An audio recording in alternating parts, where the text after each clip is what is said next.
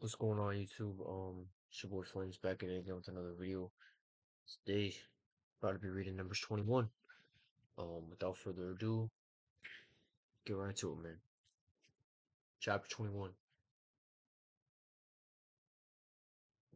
Arad destroyed. When the Canaanite, the king of Arab, who lived in the Negev, heard that Israel was coming by the way of Ephraim, he fought against Israel and took some of them captive. And Israel vowed a vow to the Lord and said, "If you will indeed give this people into my hand, then I will devote their cities in destruction."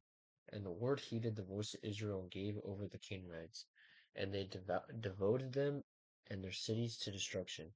So the name of the place was called Hormah, the bronze serpent. From Mount Hor they set out from the way to the Red Sea to go around to go around the land of Edom. And the people became impatient on the way. And the people spoke against God and against Moses. "Why have you brought us out of Egypt to die in the wilderness? For there is no food and no water, and we loathe this worthless food." Then the Lord sent fiery serpents among the people, and they bit the people, so that many people of Israel died. And the people came to Moses and said, "We have sinned, for we have spoken against the Lord and against you. We pray to the Lord that he take away the serpents from us." So Moses prayed for the people. And the Lord said to Moses, "Make a fiery serpent and set it on a pole, and everyone who is bitten when he sees it shall live." So Moses made a bronze serpent and set it on a pole, and if a serpent bit anyone, he would look at the bronze serpent and live. The Song of the Well. And the people of Israel set out and camped in Oboth. And he set out from Oboth and camped at I Abarim, in the wilderness opposite that is opposite Moab, toward the sunrise. From there they set out and camped in the valley of Zered. From there they set out and camped on the other side of the Arnon, which is in the wilderness that extends from the border of the Amorites. From For the Arnon was the border of Moab, between Moab and the Amorites. Therefore it was said in the book of the wars of the Lord, Wahab and Subha, and the valleys of the Arnon, and the slope of the valleys that extends to the seat of Ar and leans to the border of Moab. And from there they continued to Beer. That is the well of which the Lord said to Moses, "Gather the people together so that I may give them water." Then Israel sang the song, "Spring up, O well, sing to it."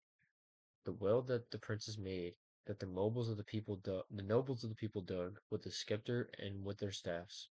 And from the wilderness they went on to Matanana, Matana, I don't really know how to pronounce it, sorry.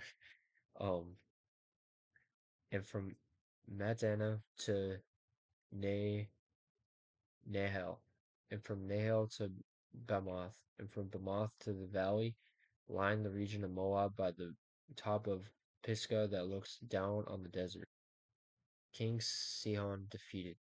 Then Israel sent messengers to Sihon, king of the Amorites, saying, "Let me pass through your land. We will not turn aside into field or vineyard. We will not drink the water of a well. We will go by the king's highway until we have passed through your territory." But Sihon would not allow Israel to pass through his territory.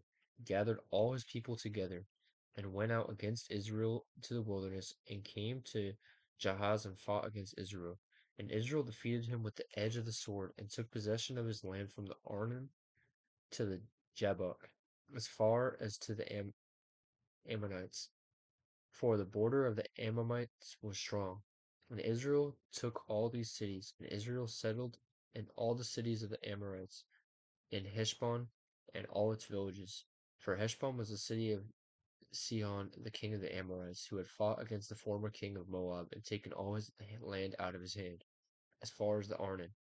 Therefore the ballad singers say, "Come to Heshbon, let it be built. Let the city of Sihon be established. For fire came out from Heshbon, flame from the city of Shihon. It devoured Ar of Moab, and swallowed the heights of the Arnon. Woe to you, O Moab! You are undone, O people of Chemosh! He has made his sons fugitives, and his daughters captives, to an Amorite king, Shihon. So we overthrow them, Heshbon as far as the Dibon perished, and we laid waste as far as Nofa. So no Noha. I think that's how you say that. Fire spread as far as Midabah. Thus Israel lived in the land of the Amorites, and Moses sent spy out Jazer, and they captured its villages and exposed the Amorites who were there. Then they turned and went up the way to Bashan. This is King Og defeated. And Og the king of Bashan came out against them, and he and all his people to battle at Edrei. But the Lord said to Moses, Do not fear him, for I have given him into your hand, and all his people and in his land, and you shall do to him as you did to Sihon the king of the Amorites, who lived at Heshbon. So they defeated him and his sons and all his people, until he had no survivor left, and they possessed his land. Okay, so this is the Lord starting to fulfill the promise he gave to the Israelites that he was going to give them that land. I'm going to look something up. I want to see what the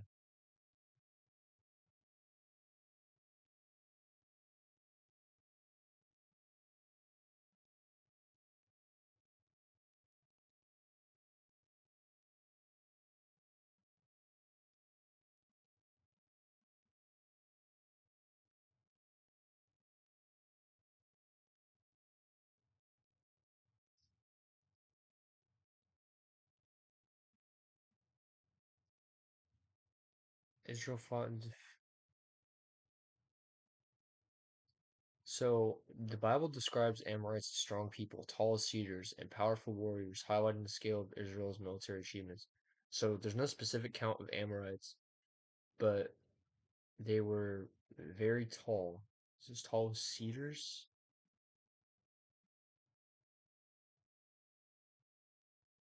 So they were basically just giants.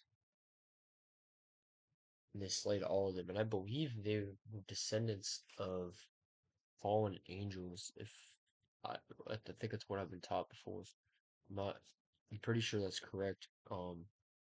Like fallen angels came to Earth, bred with human women, created these giants. That's where like a lot of the lineage of these like giant people come from, and it's just bred down throughout history, essentially. Um,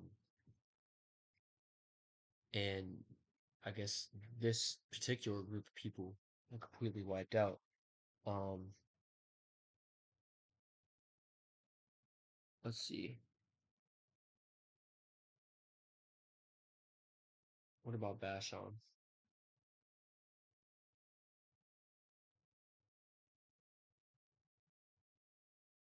How big was the kingdom of Bashan? Ruled by Og, contained 60 walled cities and numerous unwalled towns, according to the Book of Numbers and Deuteronomy in the Bible. All these cities were located in the region of Argob. The descriptions do not provide a specific total of area in square miles or kilometers, but they emphasize the kingdom's power and extensive fortifications. King Og's capital city was Ashtaroth. His bed or sarcophagus was famously large, described as being 9 cubits in length and 4 cubits in breadth, and put on display in Rabbah of the Ammonites.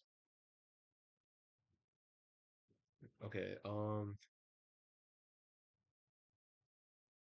so it talks about Numbers 13. It also identifies the sons of Enoch as from the Nephilim, whom Genesis 6:4 identifies as mighty men. Apparently, these Nephilim were warriors of great height and strength, partially coming from that interpretation. The Septuagint translates the word Nephilim as giants. Whatever's one view of Nephilim, Og, and many others in Canaan at the time of the conquest was gigantic. Og and the giants of old were not tall like basketball players. Og was around 12 feet tall.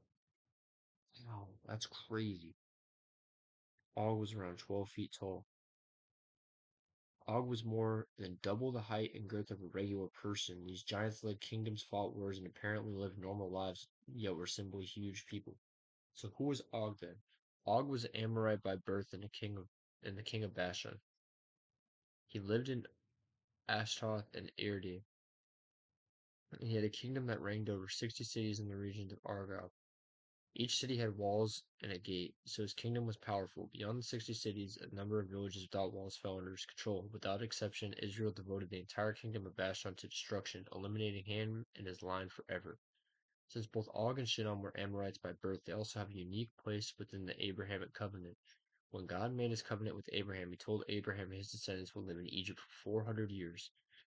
Afterwards, God explains that Israel will return to Canaan because the iniquity of the Amorites is not yet complete.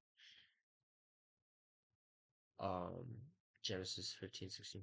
Og and Shinon left a deep imprint on Israel's history, and Moses reminds Israel that God defeated Og and Shihon, and so God can do it again. Deuteronomy 31:4. Og and Shinon are mentioned centuries later in 1 Kings 4:19 as famous kings of the land of Gilead. Nehemiah brings Og and Shinon up as well as examples of God giving over people to Israel. So this is like one of the first main examples of um, God allowing to Israel these insane, improbable, unrealistic. I mean, realistic in God's eyes, but unrealistic to normal standards of giving them victory in these great wars. Um, and this is kind of like a first example of that. And it doesn't, it's a very short passage, but it tells us a lot, you know. But yeah, I'm about to be making the second video here in a sec, this next chapter. But yeah, I appreciate y'all for watching. Love y'all. Thank y'all so much. Catch y'all tomorrow. Peace.